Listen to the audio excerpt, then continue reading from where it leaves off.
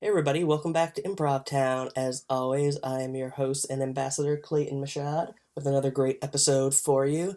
In this episode, I interview Kate and Casey. They are the two co-founders of Wagehouse Improv Theater in Pawtucket, Rhode Island. And in this episode, we talk about starting your own improv theater. So if you've ever wanted to start your own improv theater, but want some advice or want some tips or just some inspiration, this is a great episode. And I think I'm also going to do a mini episode based on this interview because for about half an hour in the middle, we just get on to the topic of two-person improv because they do a two-person improv show. And I'm obsessed with two-person improv, so I couldn't stop talking about it. So we ended up talking about that for about half an hour. And I think I'm just going to release that on its own so that this can stay on a single topic. All right, as always, rate and review this podcast wherever you listen to podcasts, and enjoy.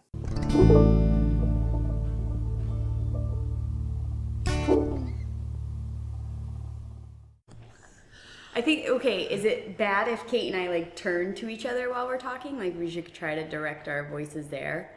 Do the classic improv cheating out, as unrealistic as that I'm taking up is all your for language. actual. Is that all right? That's all right. Okay. Yeah. Let me know if you need some. All right. All right, so let's start by, so usually at the beginning is an intro. So let's start by talking about how you guys got into improv and start kind of individually and then merge into how you guys started doing improv together. Yeah. And then that'll make the intro and then we'll start talking about the theater. Okay. Cool. I will start. Yeah, Kate's better at starting. And just introduce yourself. As far as I forgot. Normally it's one person, so it doesn't matter. But I guess since there's going to be two people they're talking. going to be able to tell it on the live feed, on the video. Yeah. Hello, my name is Kate Teichman, and I'm excited to be doing this podcast. Woo! So I'm originally from Ohio, and Improv capital. Improv capital, absolutely. A lot of cool stuff happening there. And when I went to college, I got my BFA in theater, and I guess it was right around 2001, 2002, I started, a group of friends of mine in the theater department started an improv practice group. In college? Yes. And basically we were hanging out in the theater building, and one of the theater lent us a room that wasn't being used at night and was here you go, nerds. And we were great, perfect. And we really just practiced with each other. It was an open group, anybody could come. We had some business students come and stuff. And we really just practiced for a year doing short form and just working on scenes and just having fun. And myself and another gentleman were sort of internally directing it. And people came and went, and then after a year, the guy that was sort of in charge of it was you guys, I think we should play out. And we were what? No one should see this. And so then we started doing bar prov. And I got my first introduction into doing bar prov at a bar that had televisions that played sports. And the opposite of how special it is to be in an improv rehearsal in a safe little tiny room. Yes. So there were times where people were just really just cheering for the game, and we're doing improv, and we're annoying to them and they're annoying to us. And then we got a little bit of a following, and people would come to the bar specifically. It was something really dorky, and I can't Was it punny? Was it an improv pun? It was really nerdy. All right, think on it. Yeah, I will. But we did that for a while. It was super fun, and for me, I've always really liked the difference between theater and improv, where theater, you're really working on the script and taking the arc of the play really seriously and all the language and finding all the moments, and then it's boom, now here's improv where we're making it all up together. There's no control. No one should be in control. And I really like both. And I know a lot of actors that are I would never do improv, and I know a lot of improvisers that would say I would never do theater. But I've always really enjoyed both. They work a different muscle in my brain. So then after college, I moved to Chicago, and I still wasn't able to give improv up. It's just always been something that I really liked. So what did you move to Chicago for? I assume not for improv or for improv? For theater specifically, For theater. I had visited Chicago and gone to IO, and I was like, oh, this is so rad. They're doing stuff that is really cool to my brain. So I immediately, once moving to Chicago, also started taking classes at IO. And I really enjoyed that. That was sort of like, I didn't go straight through the program because I was constantly working on plays as well, like doing straight theater. But yeah, I kept it up. I finished that program. I had a really great time with it. I learned a lot. I really attached myself to the idea of like, oh, this doesn't have to be funny, and like we're making something and it's art and beautiful and weird. And I was like, yeah, I like all those things. And then I did a little more improv in Chicago, just performing on teams, and I performed like in my neighborhood at a local bar. And then about 6 years ago, I also taught improv. I started teaching improv in Chicago at a children's theater company, and I did like after school programs and camps and classes, and that was really fun. That was like how I got into teaching improv, and I love teaching. It's definitely my other passion besides performing. Yeah, and then 6 years ago I moved here, and I've done more teaching, more performing, and now this. Cool. I actually have questions I want to ask you about. So when you first started, you started like your own improv and then workshop type thing at your college. So someone else hadn't started. So like what type of, as like having no experience doing improv, where were you getting like your ideas about what to do? Like were you using like Spolin, like her games, or were you like, oh, let's do Whose Line, or? So all of those things are true. So yes, we were definitely, we'd all, like the core group of us had seen Whose Line, so there was a lot of that in there. It's also just like a lot easier to explain, like because it was an open group and people were coming from all over the campus. It was super nerdy, so there weren't that many people coming, but the few that were there. We were like, it's really easy to explain improv games, like right. Whose Line.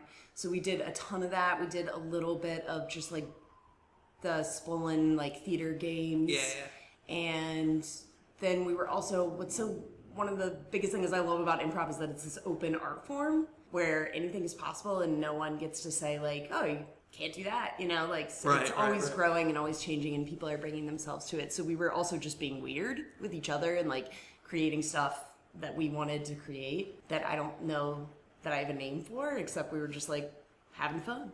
Yeah, just improvising. Yeah, just improvising. Oh, and then the other thing, so the bar prov. So I've been doing improv on a stage for a few years, and I still don't know, and we'll jump at the opportunity to do any show, right? But I still don't know if someone was like, does your team want to do an improv show at this sports bar?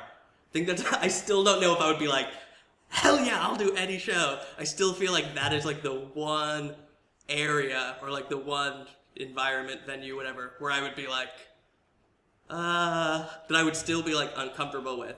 And I think it's kind of the idea of like, well, I can like make the commitment to doing improv when the audience has shown up because they're there to see what I'm doing.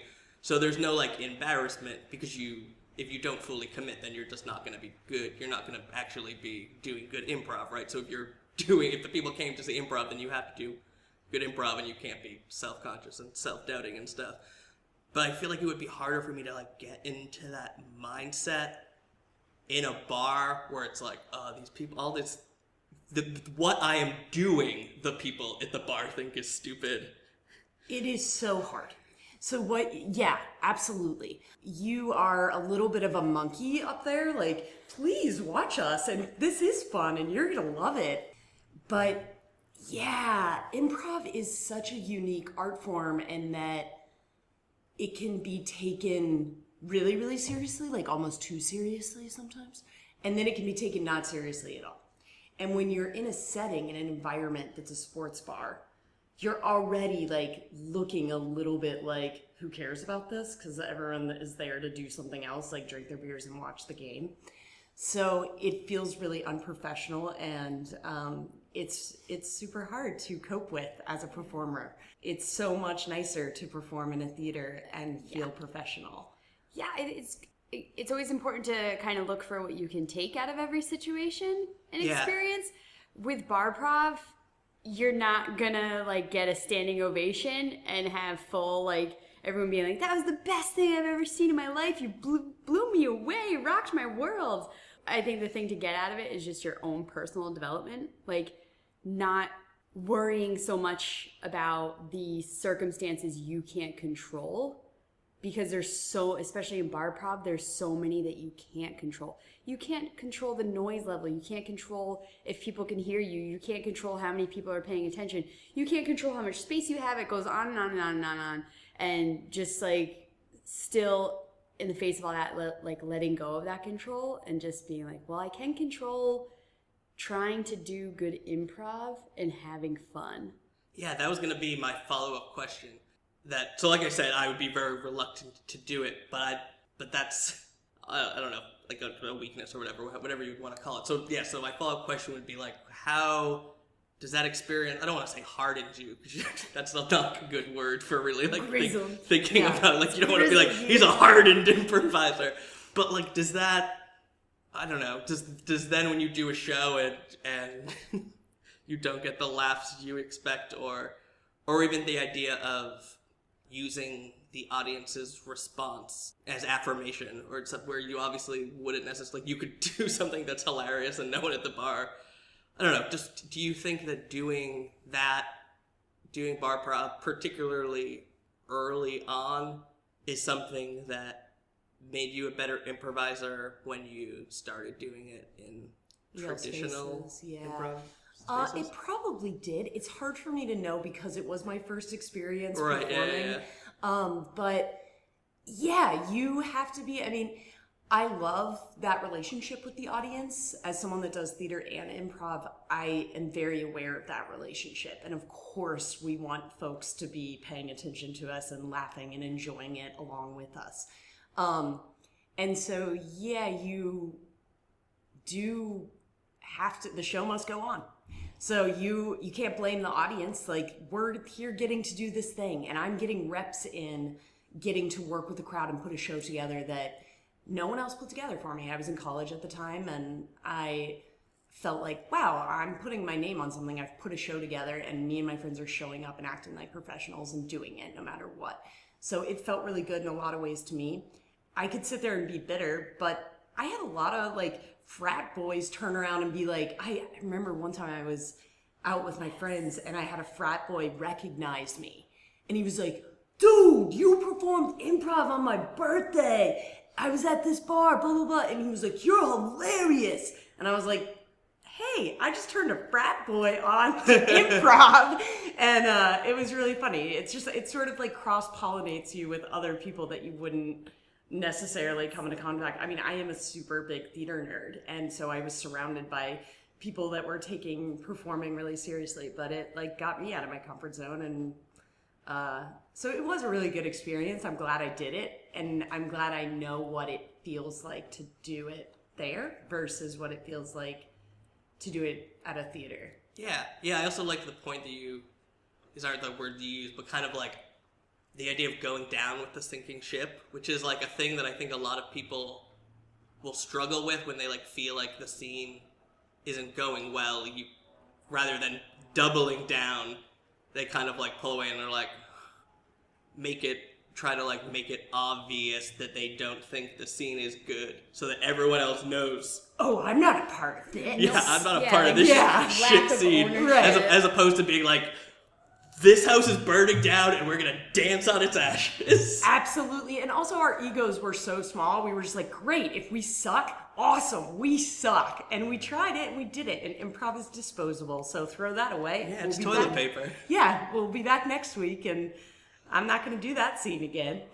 Yeah. I feel like if you started off, maybe if like the first time you ever did improv was at IO or something, it would be so you're used to getting big audiences and then people laughing. I feel like when things went bad, you would have much less coping experience. That's a great way to put it. Yeah. Oh, yeah. It's like, I think coping skills in terms of like, I'm not getting the reaction that I wanted from the audience, or I just said this like thing and it feels like no one thought it was funny, or there's 2 people in the audience, there's 100 people in the audience. Like, those skills are just as important as your improv skills.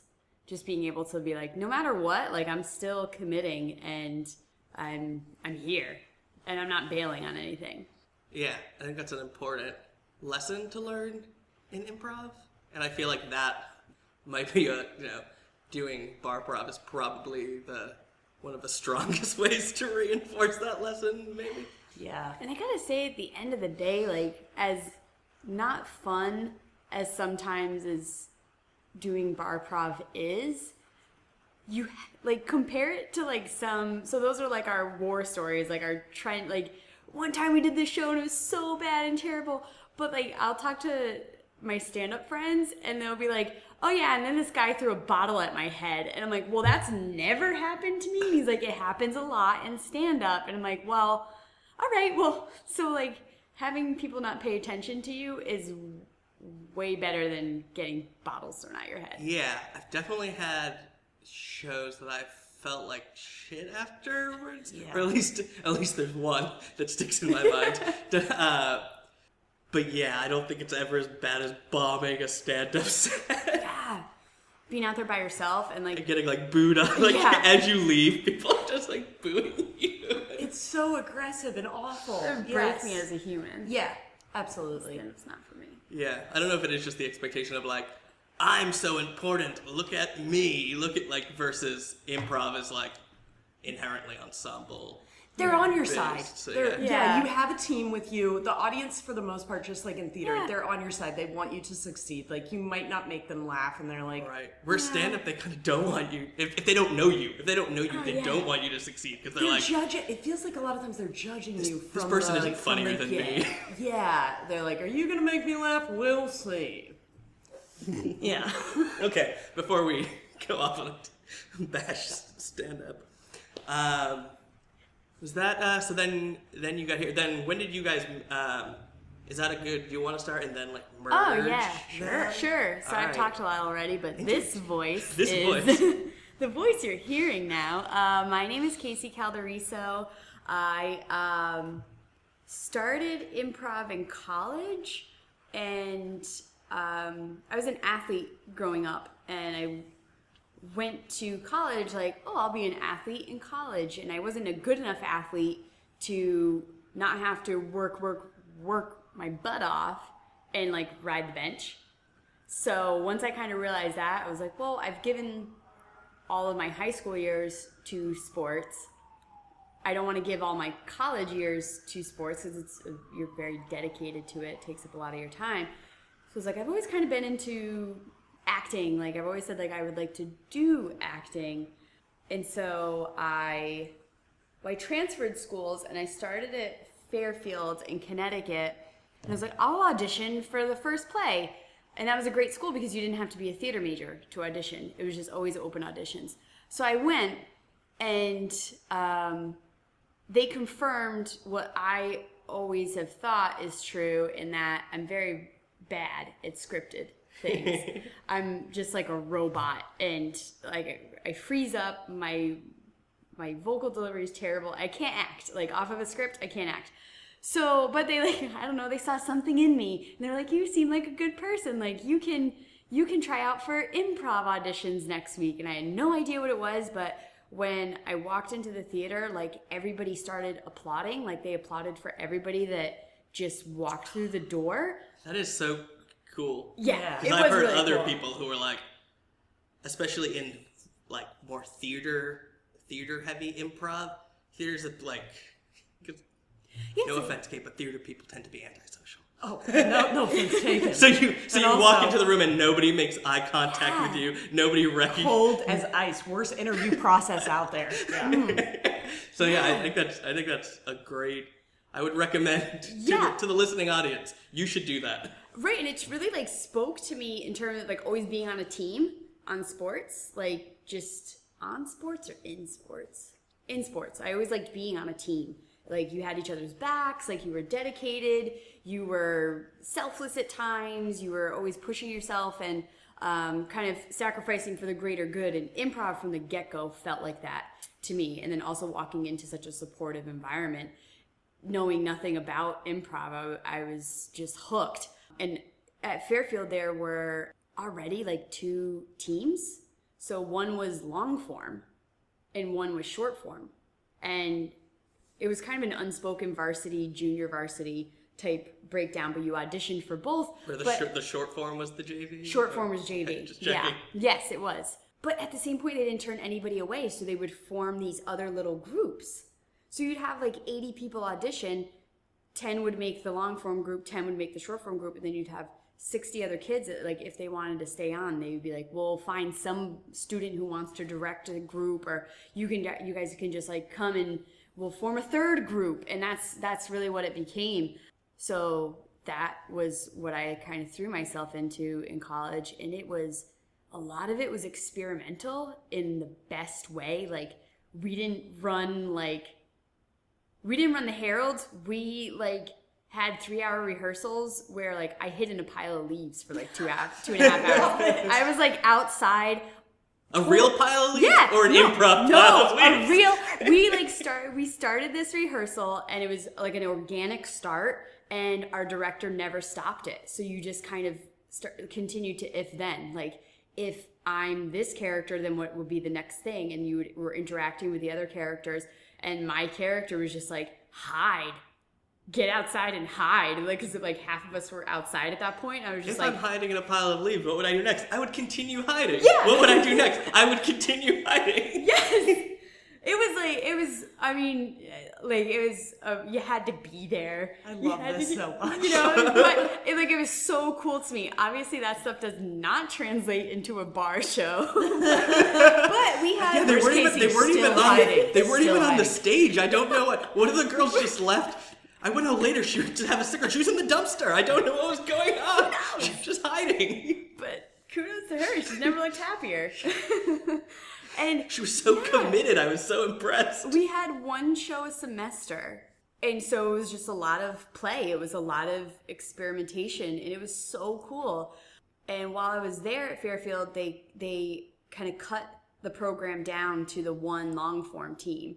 And my friend Bridget and we were like, that cannot happen. So we formed a club improv team called Your Mom Does Improv, which I believe still exists as a club at Fairfield. It's Your Mom Does Improv. So it's like, Your Mom Does Improv? Is that the inflection, or is it? I don't know. I think it's just like, Your Mom Does Improv. Maybe it's that. I don't know if we had you could put your own inflection on it and we would be fine with it.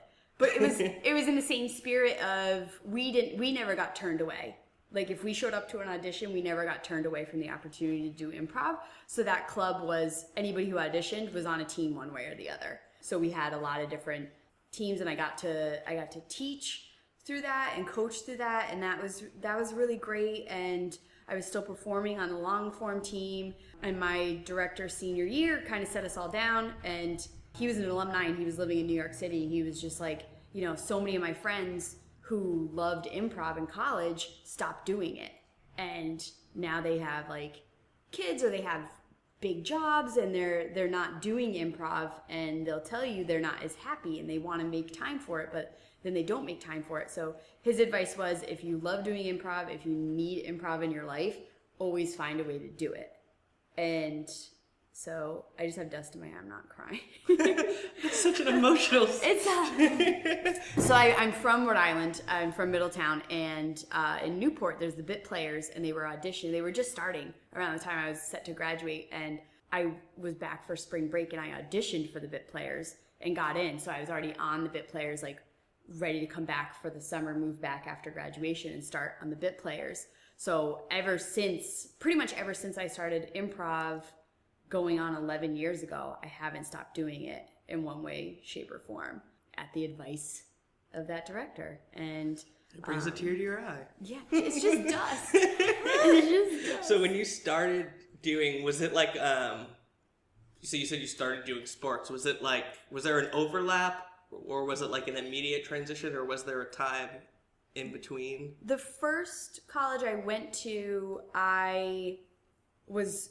kind of working out with them and training to be on the basketball team. And that's when I realized, like, I will work as hard as I can. Like, I'll work harder than I've ever worked in my life to possibly be a walk-on and then ride the bench. Like, I was like pretty much going into like a head-on Rudy situation. Like, just like, maybe they'll let me play senior year after showing up to every practice and game. Yeah, if we're up or down by some huge sum of points, maybe they'll let me. Then maybe. So that was my situation, and being in college, I was like, there's a lot of other stuff. There was a comedy club at the school, and so I did like a sketch with them, and I was like, this is really fun. And so I just didn't, that school was in California, and it was just too far away from home for me being an 18-year-old. So I moved back and I transferred to Fairfield. So there was a big gap, but. So you did sports and only sports at the first school, and then improv and only improv. Yeah. Yes. And do you feel like it was, this isn't the right word, but like a perfect substitute, like going from a like team ensemble, you all get together, train in the sports thing, and then moving to doing improv where it's kind of the same thing. You have a team is the most important thing. You have to have some sort of group mind, all be on the same page. Like, do you feel like it was a natural, maybe this is the right word, a natural transition? Yeah, it was definitely a lot of the skills, like teamwork and commitment and dedication. So showing up on time, showing up ready to work, all those things that I learned years of playing sports through were very applicable to being on an improv team. Just like, hey, I got your back, and we're going to go out there. And a thing that's really transferable for me from sports is kind of like that game day mentality of, if it's game day, like I'm focused, I'm showing up, I'm giving it my all. Same with an improv show. If it's show night, I'm showing up, I'm coming prepared, I'm coming focused, and out on stage, just like out on like the field or the court, like I'm there in the moment and I'm focused and I'm going to do my best to pull through no matter what the circumstances are. So that definitely was transferable to improv, just being like 2 people in the audience or 100 people in the audience, like I'm going to adjust and I'm still going to make it happen, because that's what you do in sports. It's right. Like you adjust. You're playing an undefeated team or you're the undefeated team, like you make the adjustments and you have to make them quick and on the fly, and that's what I really love about both sports and improv, and both kind of really melds. When you describe improv to people, it's really easy to say, like, because a lot of the time they'll be like, well, you rehearse, so that means you know what you're going to say on stage. So we're like, no, it's kind of like doing layups in basketball. Like, you do layups and you run a bunch of different plays, but once you're in a game, you're adjusting to what the other team is doing. You're adjusting to all these circumstances. You're just combining all those skills into playing the game. And that's how I describe improv too. Yeah, that's kind of like a great metaphor. I guess in sports you have plays, but in that, well, I guess it's like no matter how much you plan, once things start moving and the other team is in different places and not where you expected them to be, then it's like, oh, well, I was going to pass it to this person, I was going to pass it to this person. It's like, well, now we can't do any of that. Yeah, now there's somebody standing right under the basket just passing the ball. I guess that is, I never thought about that. That's kind of like the... Brad was the first person who said that analogy to me, and I've used it ever since. So Brad Rohr of the Chuck and Brad podcast. Yeah. Yeah, that is like kind of, one of the most salient kind of ways to think about it, that you do, like, you practice all the time, and it's really to get everyone on the same page, have everyone know what it feels like to do something successful, know what the other people are likely to do, but then when it actually happens, you have, like, on game day, you have no idea what's actually going to happen, but it's like, well, I know that this person's gonna react this way to this, or I know this person likes doing accents, whatever. And you have all the tools.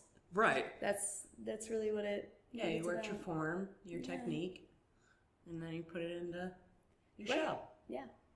All right. So we got to, you're both in Rhode Island. We're both in Rhode Island. And now, how do you meet? Do you want to say your earliest memory of me, and I'll say my earliest memory of you? Sure. You go first, because I've been talking a lot. So I first saw Casey perform in Sky Punch Sweet. Yeah, and she was just a super stellar player. Yep. And I probably saw you perform in Sky Punch a long time ago, but Probably. I can't. Because I saw them once at like the basement of like Local 121, yeah. 21. Yeah. And like Dave Pizzelli was in the cast. Yes. Yeah. Yeah. That was a long time ago. It was a long time ago. Okay, continue. Yeah.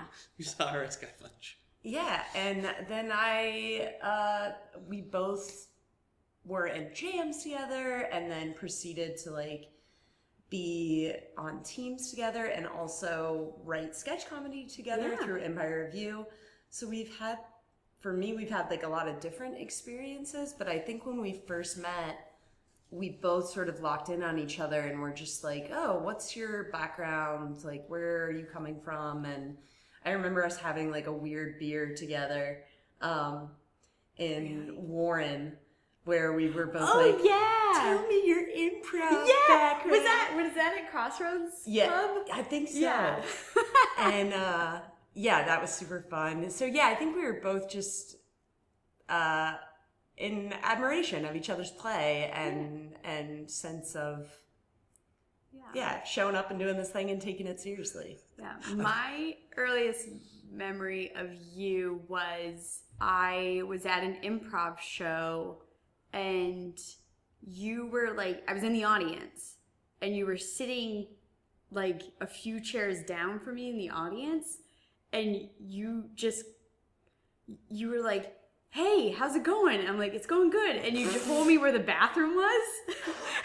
Like, you just offered the information of where the bathroom was if I needed it. Coming at you. Just so you know, if you have to go to the bathroom, yeah, I know exactly go through that where door, it is. take a left. Like, I had been there a bunch of times, so I knew where the bathroom was, but like I didn't know you, so I was a little like caught off guard at first. I was like, okay, thanks. Like, but and then it was still just like, oh, well, that was really nice of her, like, to assume I might not know and want me to be comfortable and informed. So now this is like a callback, because now at our own theater, I constantly I walk people to the restroom. I'm like, can I give you the tour? That was the first thing you did the first time I came to the show. Yes! Let me show you where the bathroom is. I want people to know how to be comfortable once they've arrived at a show. I don't like people... I don't know this about you per se, but like, is the first thing you do when you arrive somewhere is have to go to the bathroom? Like, no. Do you have like a traumatic experience where once you I don't. You couldn't find a bathroom and peed your pants? You would think. I have a. I'll go into an emotional story. When I was really little, I know I did go to the bathroom on the floor of a car dealership.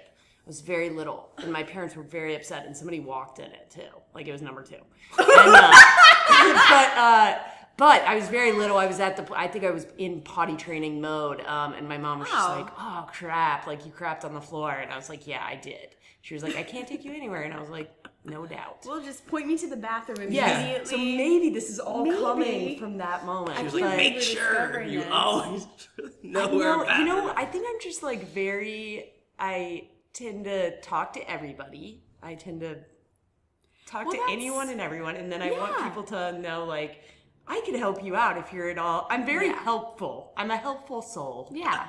And and you're right, like, you go back to, like, we just met for a beer to kind of be like, I think through, like, getting to know each other, and, like, we would hear through the grapevine, like, oh, this girl Kate, and, like, you heard, like, oh, this girl Kate, and then we saw each other perform, and I always think of, like, improv hearts, like, everyone has their own, like, improv heart that's into improv, and, like, they kind of vibe with other improv hearts, and then you find like a similar heart to yours, and you're just like, it's time to get a beer. That's dust in my eye.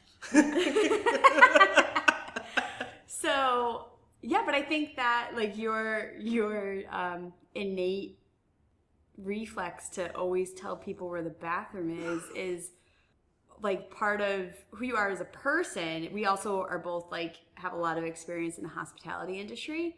So that works as us as theater owners, because we're both like seeing like 3 steps ahead of like what the customer might need. Is that the first thing that you would say when you went to greet a table? Be like, "Hello, I'm Kate. I'm going to be taking care of you just in case you need to know. Yeah. The bathroom is down that way." Before I even get liquid into you, let me make sure we've covered this. Yeah. Yeah. But I think that's why we work we were drawn to each other like as performers and people, and then it got to a certain point where we were like, yeah, we could definitely start a business together too. So you guys, as a duo, not only run the theater, but are Kate and Casey, right? The improvising duo. The improvising duo. Yes. And so you just mentioned the starting a business together. So how long was Kate and Casey a thing before the theater? Not at all. Not at all. Okay, so I don't know any of this Our background. first show together as a duo was opening night of Wagehouse. Ooh. Yeah, fun fact, fun trivia. Oh, I didn't know. Yeah, so we had like Kate said, we had done Empire Review together, and it was really easy for us to write for each other and write sketches like we were in together. So that was always great, but we never, and we were like on a few teams together, but never as a duo. But when we were opening Wagehouse, we were thinking like, well, if we're gonna put that pressure on anybody's shoulders to perform the first night, then like might as well be us. So that's where we were born. Yeah, I was like, all right, we just opened. Who knows who's gonna come here? So we'll be the ones to take that burden on, and also we've never performed just together. Let's do an hour-long 2-person improvised set. Now mind you, we did rehearse a few times. A few times. Jake Goldman coached us, so Yeah. can't get much better than that. No. But it does like that duo and that like just kind of putting ourselves in that position. I think it does like speak to, the confidence we have in each other as performers. Like just like, well, I know we could pull off an hour. I know we could do it, like, because we're both aware of different show elements and we're both very aware of timing. I think the first few times Jake coached us, we were like, all right, Jake, we want to go an hour, so time us. And I think we called our own show, like the 3 times we rehearsed, I think it was like 58 minutes, 60 minutes and 3 seconds, and then like 59 and a half minutes. So we both most people can't even do that with a 10-minute set. Yeah, so we both like kind of were very aware of show pacing, and that's that story. Yeah. So like the general topic I want to talk about is like starting a theater and that type of stuff. But I'm super interested in 2-person improv. So before we talk about that, I want to talk about doing 2-person improv. All right. So with that digression, I guess I should go to the next topic, which is starting your own theater. So you just said you had your 1-year anniversary. Sure did. Yep. Sweet. So so usually like for each episode, I try to like pick a topic to inform the listener. So where do I want to start? I'm gonna edit out all this pausing. But all right. So I'm a person who's always wanted to start my own theater. I'm thinking about doing it. What would you say to me? What advice do you have? What pros and cons, or like what factors would you have me weigh? And then I'll ask follow-up with that super broad question. I mean, if you're listening, please have please understand we've only been doing this for a year, so our advice it's about is starting a theater, not necessarily running a theater. Yeah, like that's. I think for us, it came down to a lot of, why do we do this? Because we love it. And we feel like we have something to give and gain from this experience personally and to give to others. And we had some, Casey and I always tell people, like, we are performers first, we're educators second, and we're theater owners 10th. Business people 10th. But we have successfully used a lot of improv skills in doing this. Like, I'm going to show up and I'm going to bring myself to this experience, whether I know how to do it or not, and trust that we're going to figure it out along the way. Like in any improv scene, I don't know where this is going, but I want to do it, and I'm here, and I'm going to give it my all and best. And I think there's been a lot of hats that we've had to wear that we didn't know how to wear, and we figured it out, which is really empowering. Yeah. And also there's been a lot of moments that were crunchy and hard and weird and scary, but we're... At the end of the day, we have this space and we can put whatever we want in here, and that's amazing.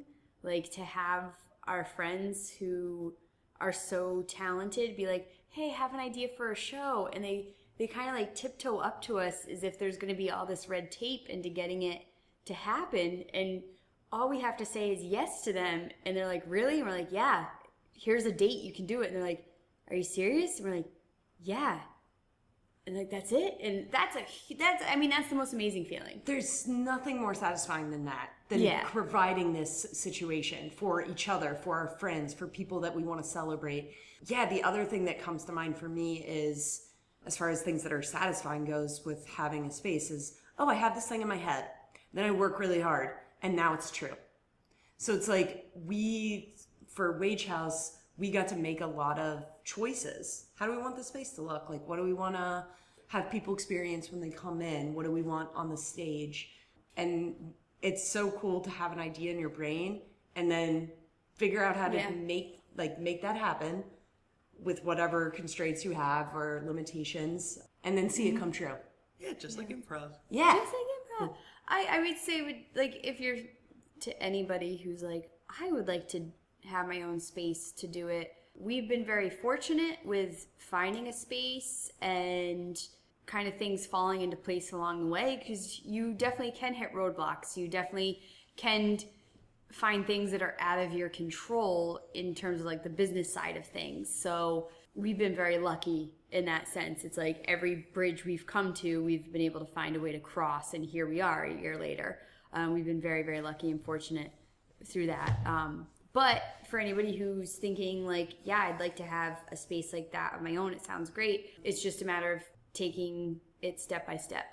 So we decided on our first step, like, hey, we're going to do this. What do we need to find first? We need to find a space. Let's take this step to finding a space. We found a step. We found the space. What's the next step? And just continuing to walk forward in that way. And hopefully nothing gets too in your way where you can't make it happen. And very, very fortunately, we didn't find things that were impossible for us to overcome. But just give yourself permission to do it.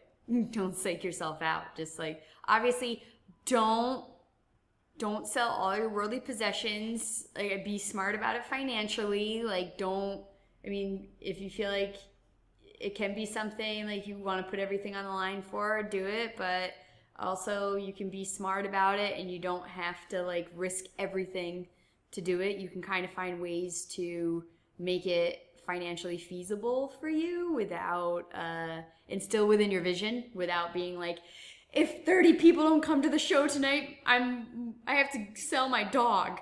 That's not necessarily true. So I hope that makes sense in terms of like, you don't need a bunch of money. You don't need to risk everything you have. You can try to do it in ways that work for you and fit the vision within those things. Like, there were things that we would have loved to have had when we opened, and we weren't able to get them until a few months in, or we weren't able to get them till a year in, or we still haven't gotten them. Yeah, nothing's perfect. Nothing's ever gonna be perfect. You're always gonna be chipping away. Yeah, our main goal was to have a stage that we could put what we wanted to on it in the way we wanted to, and offer it to other people to put work we believed in on it. And that's the driving vision, and everything else is kind of debatable in between then as to what like we're willing to, I wouldn't say cut corners is the wrong term. I would say what we're willing to bend on for the moment. I'll give an example, Clay. Like, when we first started, we didn't have refrigerators for our beer. So we just put beer in a bucket into coolers with ice. We dragged bags of ice here. We were buying 6 bags of ice a week and putting it on because we were like, all right, well, we just need to open the doors, and maybe in a few months we'll have enough money to buy a couple of fridges. Now we have 2 fridges. Now we have 2. We have 2. We need a bigger one. Moving on up. But yeah, ideally we would have a bigger one. Yeah. But we can. But we're fancier than we were. We were fancier. Twice than as we fancy. were. That's Yeah. right. We haven't bought a bag of ice in months. Yeah. Yeah. All right. If that's not a success story, I don't know what is. I can't tell you what is. Yeah. It's dust in my Name eye. a better success story. Okay, so I have a bunch of just small. So did you guys have to get any financing or anything to open the theater, or? Fortunately, no. Fortunately, we were able to. We kept our startup costs really reasonable for us, and that was pretty much it. We were able to start it up for an amount that we could manage, and then recoup those startup costs. And again, that's why I speak to, like, you don't necessarily have to. And we're fortunate. We're not in New York City. We're not in Chicago. We're not in LA. Trying to get this done. Right, yeah, theater so- space would be much more expensive in we- Chicago or New York. Absolutely. So we just really were like, what do we need to open the doors? And is that feasible for us financially? So it was. So we kept moving forward and then worked to kind of recoup that. Cool. And so you guys are Wagehouse. Yeah. So you don't have improv or anything in the name. And so two-part question. Do you guys refer to yourself as an improv theater or a comedy theater? I'd say both. Improv comedy theater. Put those, Of course. put Yes. those Right. words Not- together. Not dramatic improv. Well, not... Anyway, yes. Yes. Yeah, we bill ourselves as an improv comedy theater. No, we're not like Improv House. It's not in our title, but our like subtitle is Improv Comedy Theater. And we've had primarily improv, but we do other shows. Like our friend Jake Goldman did a one-man show here. That was more like variety. Yeah, variety And he show. also does a late night talk show, which and is that's more coming variety. back. Yeah, season 2 of that. That's Our like a friend comedy Ginny talk show. Dunleavy did a storytelling show. But I would say we do stand up once a month. Yeah. But it's kind of, we don't worry too much about that kind of title. Like improv comedy theater, we're not like, we have to put improv on the stage 100%. And I think a reason we don't was because there's the Improv in LA or something. Yeah, the famous And stand-up comedy they're club. called the Improv, And it's and stand-up club. they're purely stand-up. So it's like, well, you can do what you want. Like, there's no hard and fast rules.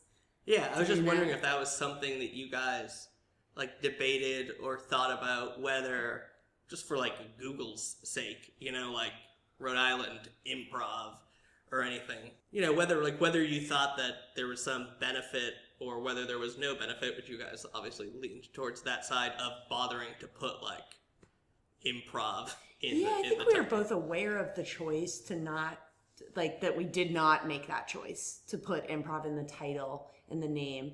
I think we just more importantly wanted to have a name that took on its own meaning, so that once Wagehouse was established, when people said Wagehouse, they knew exactly what they were talking about, because Wagehouse is Wagehouse and nothing else. So that the name of it took on the culture of the actual space. Yeah. So it wasn't that's- a name that... Just like the Improv is a stand-up place. It's Yeah. not an improv theater. Yeah, that's a super... Ooh, I love that. I'm glad I asked that question because yeah, that's a super kind of cool... I like that idea of like, if you put improv in the title, like say you're just whatever, you were like, we're the Pawtucket Improv Collective or something. Yeah. Then like obviously you can have your own identity, but you're like already establishing yourself as part of an established community. I don't know, whatever. But yeah, like being able to have it take on a right life by of its not own. having those generalized terms or like broader terms in the name. Yeah. Yeah, it does allow you to like become your own cult as opposed to just, what are those things called? Cells? Sleeper cells? Of some sort of like we're just a Del Close sleeper cell, whatever. Yeah. Yeah. Yeah, that's super cool. I wouldn't have thought of that. I think if in my mind, it would be like, oh, you should put improv in the title just for, literally for and we Google's. totally understand that. Yeah, and that's definitely in our subtitle in a lot of our marketing things. But I think this is great advice if you're thinking about starting anything. It's just like, well, do it how you want to do it, and then be open to adjusting if it's not working. So we really wanted the name that we wanted, devoid of certain buzzwords, and with the understanding like, well, if there's nobody coming through the door, obviously we have to make an adjustment. Maybe that's in the name, and we'll be willing to do that. But hey, to start, why don't we just do it exactly how we want to do it? Yeah, I think that's all. Yeah, right. That's also great advice, right? Not that you want to lose money for a month, but if no one lives, right, why not do things exactly how you want to do them at the beginning and then only adjust as necessary? Yeah. Rather than not selling it, but rather than over worrying about trying to be everything to everyone. Right. And I think P-Graph, you said, was on a previous podcast, and Roy from P-Graph had a Facebook post because they own the Hideout Theater in Austin. And it's kind of become a mini mantra to me.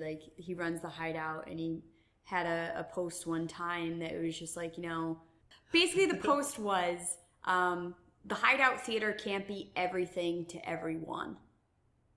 And we have to run it and guide it in our own vision. And that's going to make some people happy, and that's going to make other people not happy.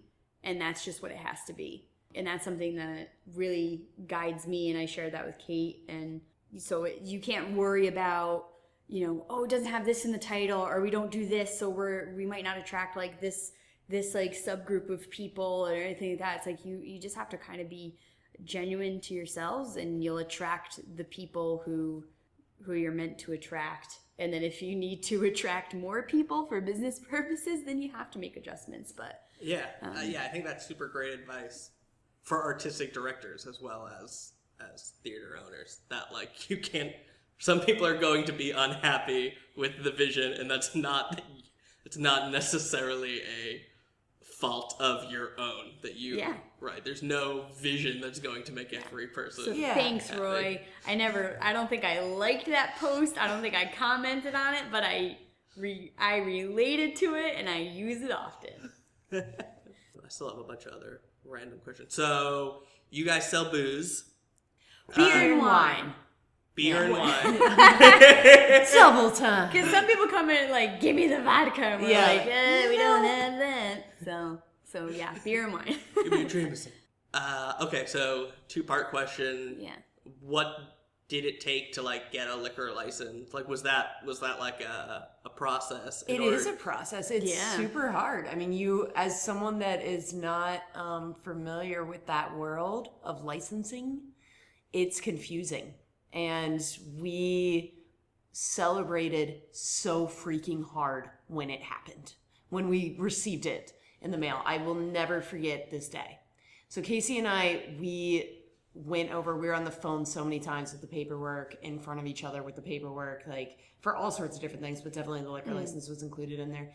And then we obviously drop it off and send it off and cross your fingers and your toes. And then I remember we had been working that day, it was a 5-hour meeting day where we were doing a million different things together.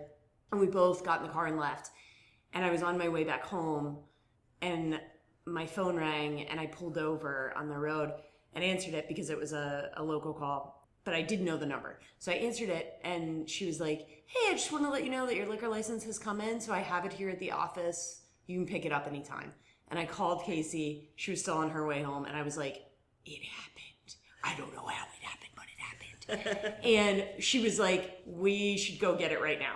So we both drove back together, then went to, City Hall. Yeah. And got it, and then immediately got a beer because we were just so on cloud nine, like electric with excitement. I like how before you started that story, you're like, we celebrated so hard. Yeah, and at the end, it's like we had a beer. We had a beer. The celebration was inside our bodies. It was like, yes, I know what you mean, but my heart was pounding. Like I was like, it's awesome. Yeah. But you don't know. It is scary as someone that isn't super familiar with these type of things. I mean, it's not necessary for a space to exist. It's not necessary. It's just nice to have. It's easier to kind of sell people on it. You know, come to a show and you can have a beer. That's really nice. And yeah, that was a choice we both were like, that would be great if that can happen. Yeah.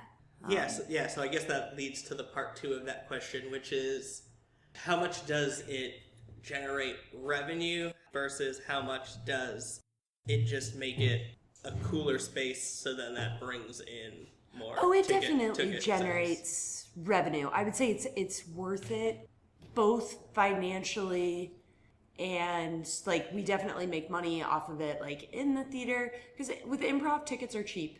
They're $5 everywhere, or most places. There's usually a free option at some theaters to see improv. So you're not really making your bread and butter on your ticket sales. So yeah, it definitely generates another form of revenue. And I think it also helps create the culture that people are like, oh, I can also get a drink there? Great. I will become a patron. I'm going to enjoy my time more or be more apt to come, knowing that aspect. And alcohol is, of course, always conducive to comedy and laughter. Absolutely. Yeah, so going to like the revenue question versus, so you guys teach classes. Yes.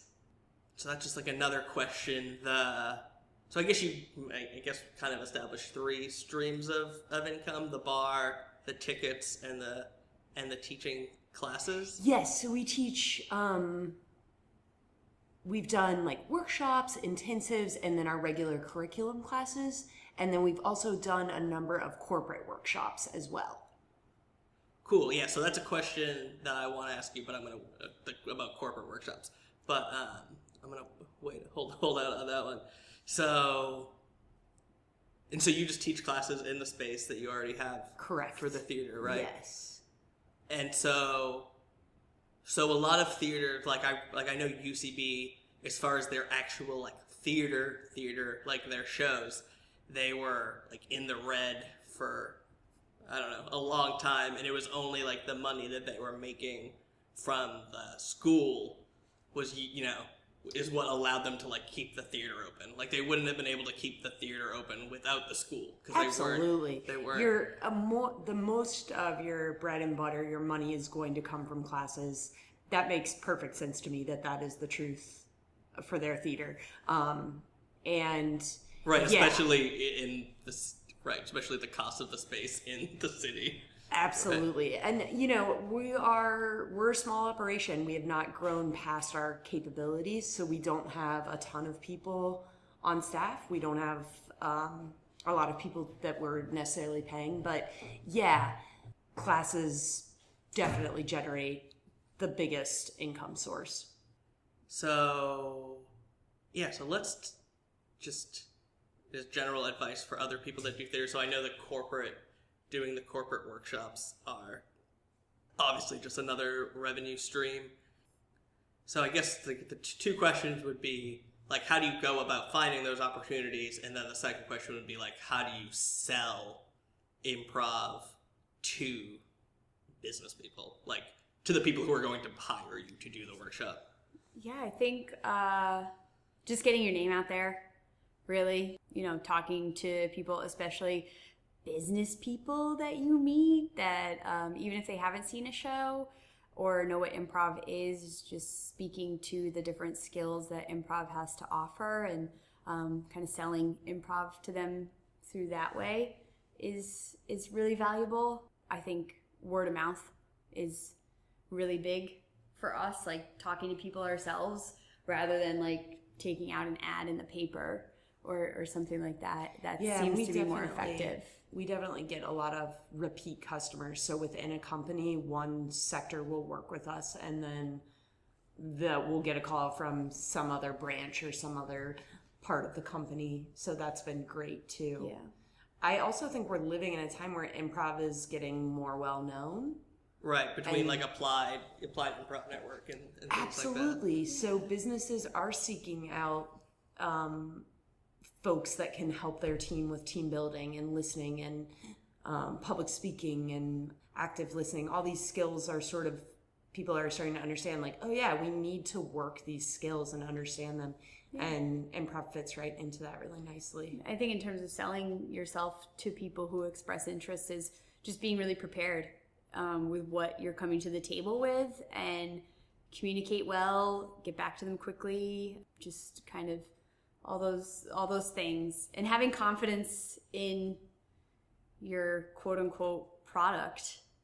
So they might be iffy, but you really do have to do the work. Like, no, I'm confident in this. Like, this is how it's affected my life positively, and I think it could do this. And just kind of being a good salesman in that effect. So we're performers first, and teachers second, and business people 10th, and probably salespeople like 8th.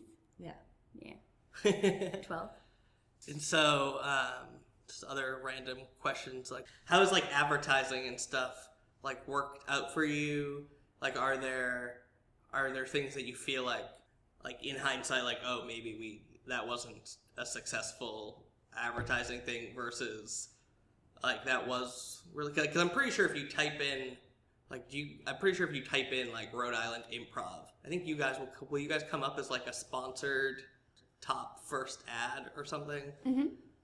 So just as far as like, for other, if I was going to start an improv theater and I was like, well, I think maybe I'll do this advertising or this advertising, what ones would you say like, oh, this was definitely worth the money versus like, we wouldn't do that again?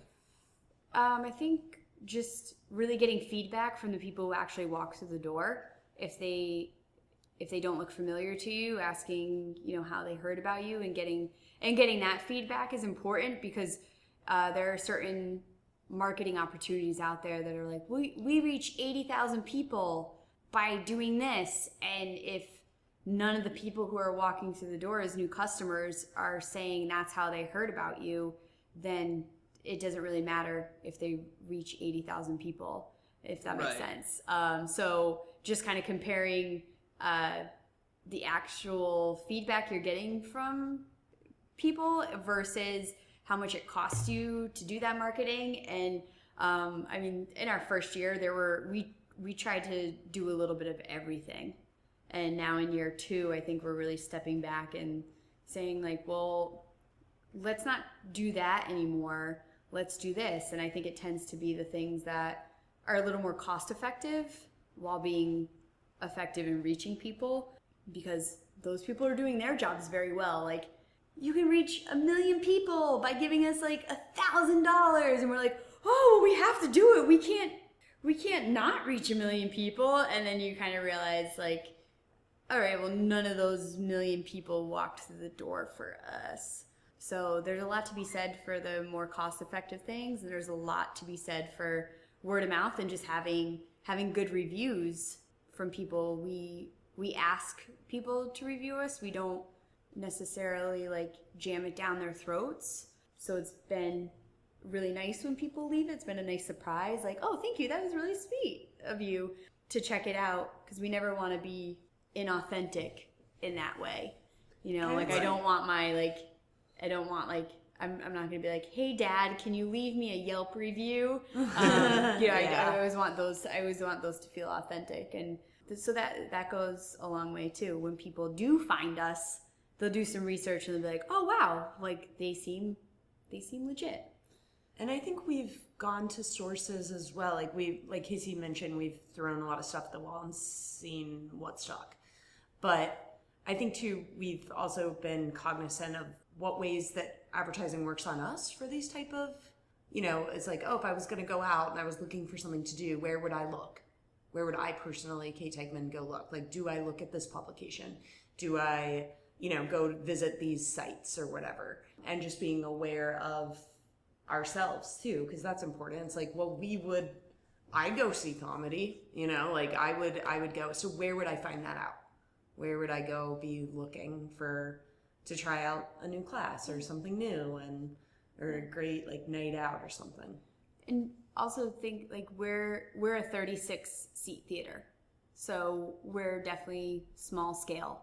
So thankfully we don't have to necessarily spend as much money to fill the theater, but something to keep in mind if you are thinking about your own space, how many seats are you going to have, and that could potentially raise the amount of money you'll have to spend on marketing just to fill that space that you have. But if in the opposite end, if you're only planning on having 10 seats, then yeah, definitely be very frugal with your marketing, and you can make it happen. Be very diligent, but you don't have to. Right. Then you don't necessarily want to reach 1 million people because it's like there's a million people knocking on your door, and you have to turn all of them away. Yeah. Yeah. So just kind of being aware of that, and just being diligent and working hard on your marketing can save you a lot of money in the long run. Cool. Yeah. I mean, I've kind of had the same issues with like just with advertising the podcast. Even Facebook, it'll be like, oh, pay this much money and reach 1,000 people, and then it's like, oh, your ad thing ended, and it's like you got three link clicks. Yeah. It's like, oh, it reached 1,000 people, but only 3 of them cared. Right. And how much did you spend on that? Like you definitely have to be diligent in looking at that information. That's very true. And like advertising for a podcast might be totally different than advertising for a theater. So yeah, something with a very local, right, there's like, you don't get any benefit from someone in Los Angeles, or very little benefit from someone in Los Angeles being like, oh, that seems cool. Yes, absolutely. Other than like, you'll be walking down when we go to Los Angeles, we totally fully expect to be walking down the street and people are like, hey, you're from that 36 theater. Wagehouse, right? Right? Am I right? Wagehouse? I'm Beverly D'Angelo. Yeah, I was oh my God, if Beverly D'Angelo recognized us in LA, that'd be the best day of my life. Yeah, I was looking at the stats for the podcast. It was like, way more people listen to this in San Francisco than in the entire state of Rhode Island. That's awesome. I was like, so interesting. I was just like, this doesn't make any sense. It was like originally. There's just more improvisers. What are your tag words? People. Just like improv, San Francisco comedy, podcast. interview. Yeah. San Francisco Bay. Yeah, so I think this is like the last question. So despite Rhode Island being a small state, there's a pretty good, like decent amount of improv. Yeah. So there's like contemporary theater down in Wakefield that does like Johnstonian or like narrative long form stuff. Bit players do like Whose Line is short form in Newport. Obviously the Providence Improv Guild does like Chicago style. And so then entering that market where those things already exist, first question would be like, are those factors relevant? Or going back to like you said, like what you said, Casey, of just like, well, we want to do what we want to do, and then if we have to adapt, we will. So like, is that something that even factors into the type of theater that you start, or like what you would focus on? And so then a lot of those places also, well, at least 2 of them, CTC and PIG, teach classes. And so then you also want to you're also not just entering like the theater market, but like the improv school. So then is that also something, I guess I'll start with the school since I didn't let you answer the first part of the question. Is that something where like you'd come in and be like, oh, well, there's already a school that maybe like that teaches a similar, so PIG teaches, you got a book kind of Chicago style long form, Del Close inspired, IO, UCB style improv as opposed to Johnstonian or Whose Line. And they have like levels 1, 2, 3, and 4. And you guys will teach, you have like an advanced character class and advanced scene work and stuff. So is that something where you're going in and being like, we should teach like not complementary, but like advanced stuff, like classes that don't already exist? Like, yes, they have their kind of like this other theater might teach foundational stuff, so we should teach like advanced special topics, or is it again just like not at all, like we're just gonna I don't think we're doing a ton of comparing ourselves or looking at what other folks maybe have on the table and deciding how that fits in with the mix. I think, I'll back up just a little bit and say, I lived in Chicago for about 7 years. Had I stayed in Chicago, I wouldn't be opening my own theater because there's no need, right? I'm not going to do that. Casey and I have both been a part of improv, the growth of the improv community here in Rhode Island, which has been really cool to watch. And So great. yeah, and it's been really fun. So I think we're both aware that people here want to do it and they're thirsty for it, and there's folks out there that will welcome more. And then I think we're just more looking at what we have to offer. What can we bring to the table? We both love teaching and we both have our own take on stuff. So we're more than happy to be sitting at the table with others while they're doing their thing. There's always going to be differences, but we're less focused on what they're doing and more focused on, hey, here's this thing. Like we offer foundational stuff ourselves and all sorts of different stuff, but we're more coming to the table saying, here's what we have and we're proud of it. Does that make sense? Yeah, so kind of the same thing with, like you were saying, like doing what your dream is and not necessarily. Absolutely. I think like having your own take on it is important. Like improv is such a collaborative art form. I mean, most people repeat levels multiple times, even within a single theater, because somebody different taught it, and absolutely. Like just because like they're in a different place now, and there's a lot of different things, and it's like people respond to you speaking and teaching from an authentic place. So if Kate and I are just like, here's what we know, we're going to teach it to you very confidently and very clearly, versus us like opening a improv manual and like teaching and quoting from that. Like people aren't really going to dig that as much as just like, I like the way they say things and how they say them and their energy. And that's really like our stance on that. And I think it's so cool to be able to add ourselves into this really, for like such a small state, such a big improv community. Like we have like 3 different like schools, we have even more theaters, we have 2 improv fests. Like it's so great because it's like there's no competition, there's no need for competition. It's like great. So in June I can see like X, Y, and Z headliners at the Ocean State Improv Fest because that's who they're into and that's who they want to bring to their Improv Fest. And then I can turn around in September and at PIF they're bringing 3 different headliners in with different workshops, and I get to see them because that's who the people running PIF are interested in seeing and want to bring to Rhode Island. And it's like, awesome, bring it all on. Like take as many classes as you want, be on as many teams as you want, have all the improv fest you want. Just like, let's have 100 more, all of the improv babies.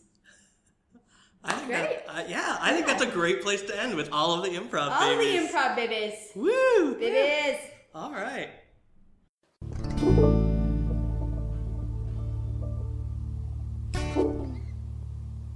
You've been listening to Improv Town. If you enjoyed this episode, rate and review us wherever you listen to podcasts. And if you're in the Rhode Island area, don't forget to check out all the great local improv. PIG, the Providence Improv Guild, has shows every Thursday, Friday, and Saturday at 8. The Contemporary Theater down in Wakefield is currently doing Maestro Improv at 9:30 on Fridays. And the Bit Players do Short Form down in Newport every Friday and Saturday night at the Firehouse Theater, and that's BYOB, so that's always fun. You can also check out Improv Jones, Rhode Island's longest-running improv show, on the first Saturday of every month. That's down at the AS220 Black Box in Providence. Last but not least, there's a new improv theater in town, Wagehouse, which has shows every Friday night at 8 in Pawtucket. And many of these theaters also offer great improv classes, so don't forget to check those out as well. I'm sure Google can help you find everything you need. See you next time.